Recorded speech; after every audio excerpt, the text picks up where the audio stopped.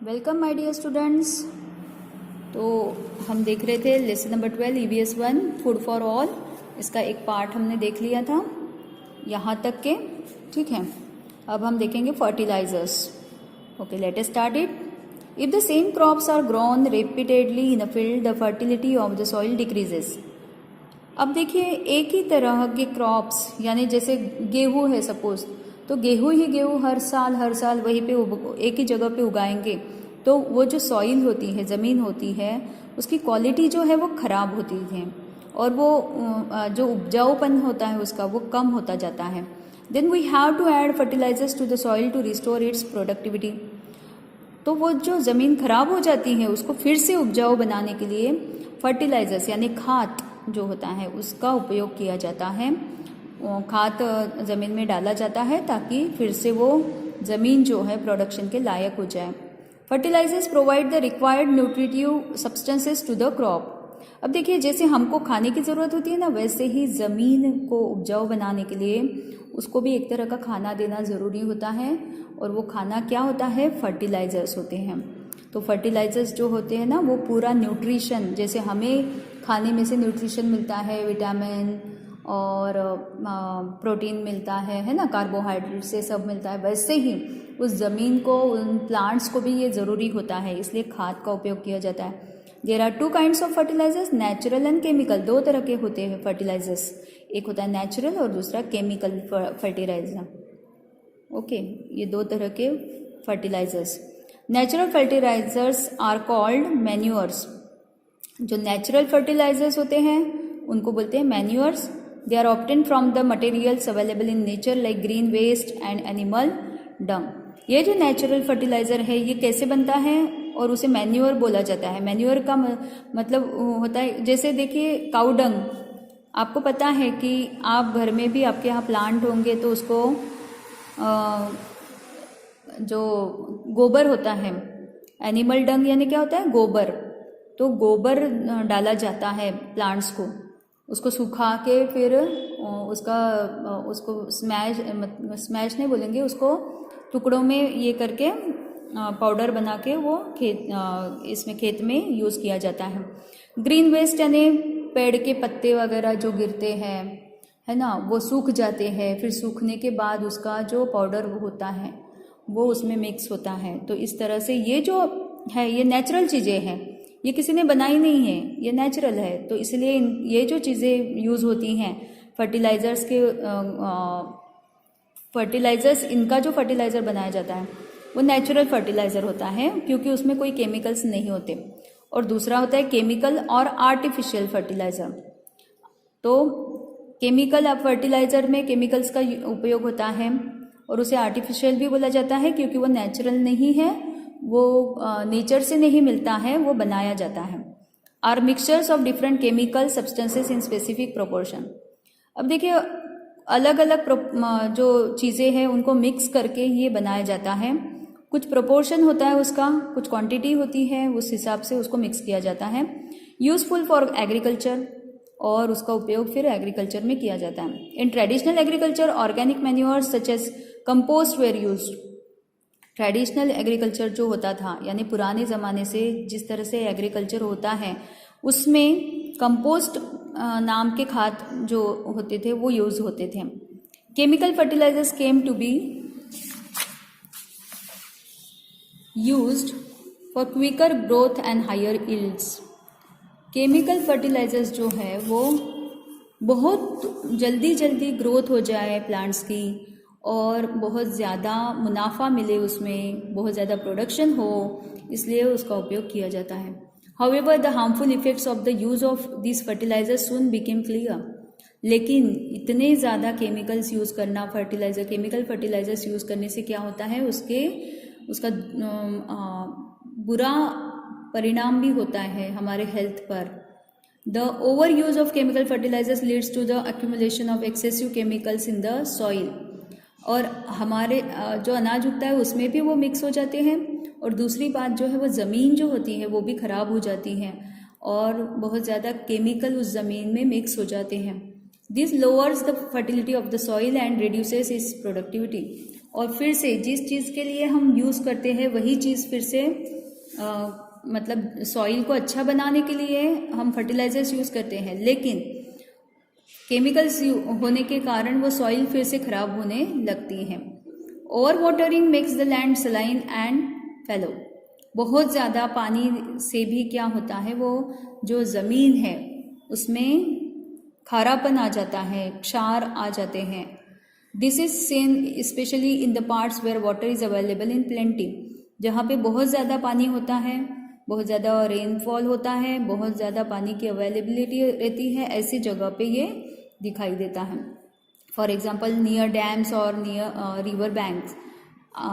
River के आजू बाजू वाला इलाका जो होता है या डैम्स जहाँ पे होते हैं, ऐसे एरिया में ये जो होता है लैंड सलाइन हो जाता है। If land become saline and fallow it has to be tested to find out which substances it lacks. अगर ऐसा होता है तो वहाँ की जो ज़मीन है उसको टेस्ट किया जाता है और उसमें क्या चीज़ की कमी है वो देखा जाता है। जैसे हमारे शरीर में किसी चीज़ की कमी होती है तो हमारा शरीर काम नहीं करता, तो वैसे ही ज़मीन में भी, सॉइल में भी कुछ चीज़ें ऐसी होती है जो कम होती हैं कभी कभी, तो वो क्या कमी है वो देखा जाता है, उसका भी टेस्टिंग होता है। The fertility can be restored by adding this substances. तो ये जो फर्टिलिटी है उसको फिर से लाने के लिए ये जो कुछ चीज़ें यूज़ की जाती हैं। It is costly and time consuming procedure. तो वो उसको फिर से तैयार करने के लिए, उस ज़मीन को फिर से रिकवर करने के लिए बहुत टाइम लगता है और उसके लिए पैसा भी बहुत लगता है। Therefore it is better to avoid excessive use of fertilisers and water. और इसीलिए बहुत ज़्यादा फर्टिलाइजर्स और बहुत ज़्यादा पानी का उपयोग भी नहीं करना है। जितना ज़रूरी है उतना ही पानी मिलना चाहिए और जितना ज़रूरी है उतना ही फर्टिलाइजर्स मिलने चाहिए।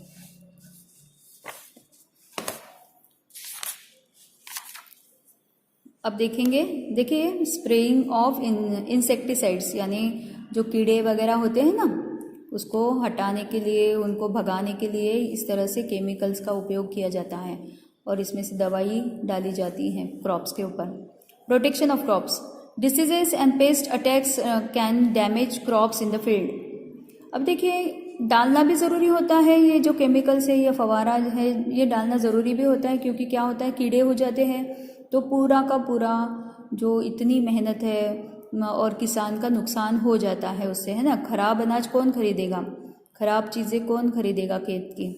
As a remedy insecticides and pesticides are spread on crops और certain chemicals are rubbed on the seeds before sowing.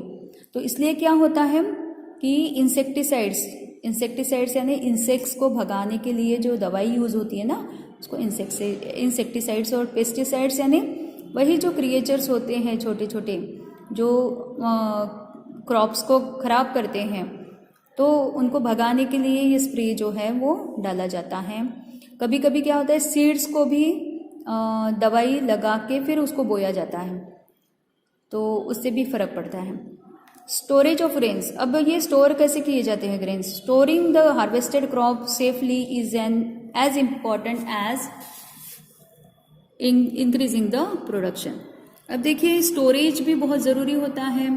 हमने देखा है कि घर में अनाज स्टोर करना कितना मुश्किल होता है क्योंकि कीड़े बहुत जल्दी लग जाते हैं, तो इस तरह से उसका प्रोटेक्शन करना भी बहुत ज़रूरी है। उसको स्टोर कैसे किया जाता है। The grain is dried well in the sun. अब स्टोर करने के लिए आपने देखा होगा कि घर में मम्मी कुछ ना कुछ जो है धूप में सुखाने रखती है ना। दाल है, चावल नहीं रखते, लेकिन दाल जो है, गेहूँ है, ये थोड़ा उसको धूप देना ज़रूरी होता है। धूप देने से क्या होता है उसमें जो पानी की मात्रा होती है वो कम हो जाती है, उसमें थोड़ा बहुत भी पानी होगा तो वो सूख जाता है और वो बहुत दिनों तक फिर टिकता है। The sacks are then stocked in the house, और इस तरह से पहले ड्राई करते हैं उसको, धूप में सुखाते हैं, उसके बाद उसको घर में स्टोर किया जाता है। After selling it in warehouses और shops, store grains can be damage in 2 ways। अब ये क्या होता है कि बैग में भरने के बाद, जैसे वो बोरे होते हैं ना, बोरे में अनाज भरते हैं फिर किसान, और फिर उसको कोई शॉप में रखा जाता है या कोई जो जहाँ पे भी वो स्टोर करना चाहते हैं वहाँ पे रखा जाता है, दुकानों में रखा जाता है। Stored grain can get damage in 2 ways, 2 तरह से उसका नुकसान हो सकता है। Mice, rats and insects can spoil the grain to a great extent. एक तो चूहे या कीड़े लगने के कारण वो खराब हो सकता है। Also if the grain is stored in a closed end damp space. दूसरी बात क्या होती है कि ग्रेन्स जो है वो हमेशा ऐसी जगह पे रखना चाहिए जहाँ पे हवा आती है। अगर वहाँ पे थोड़ा सा भी गीलापन है और हवा नहीं आ रही है ठीक से, ऐसी जगह पे आप ग्रेन्स रखोगे, बोरे रखोगे, देखिए यहाँ पे रखे हुए दिख रहे हैं आपको, तो क्या होगा, उसको फंगस लग जाता है और वो हरा हरा दिखने लगता है, फंगस दिखता है उसके अंदर, सड़ा हुआ दिखता है और वो खाने के लिए फिर बिल्कुल भी ठीक नहीं रहता है। तो ये जो है इस तरह से आपको जो है स्टोर करना होता है। अब स्टोर किस तरह से करना है ये हम आगे पढ़ेंगे। To prevent such damage by pest, chemicals are sprayed at the place of storage or all around it.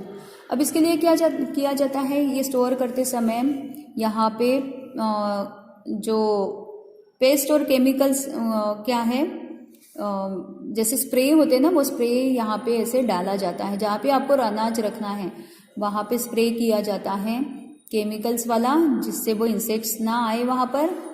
और neem leaves are mixed in the grain. आपने ये घर में भी देखा होगा, आपकी मम्मी गेहूं में नीम के पत्ते डालती होंगे, है ना। ये देखिए नीम के पत्ते दिख रहे हैं, हाँ, गेहूं में डाले जाते हैं ताकि उस स्मेल से क्या है, इंसेक्ट्स नहीं आते हैं।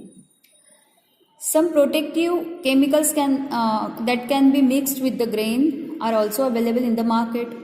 मार्केट में बहुत सारी सुविधा है, इंजेक्शंस भी मिलते हैं और बोरिक पाउडर भी मिलता है जो लगाया जाता है अनाज को। The smell repels insects, repel यानी दूर रखता है, किसको, इंसेक्ट्स को। ये जो हम लगाते हैं उसके कारण क्या होता है, इंसेक्ट्स दूर रहते हैं। Storage places are always kept dry and airy to prevent fungus formation. तो ये जो प्लेस है जहाँ पे हम स्टोर करके रखते हैं वो हमेशा एयरी होनी चाहिए, हवा आनी चाहिए वहाँ पर, और ड्राई रहनी चाहिए, गीलापन नहीं होना चाहिए वहाँ पे, ठीक है। तो यहाँ तक हमारा ये सेकंड पार्ट खत्म होता है। अब थर्ड पार्ट में शुरू करूँगी अगले वीडियो में। तब तक के लिए bye, have a nice day, thank you so much, bye.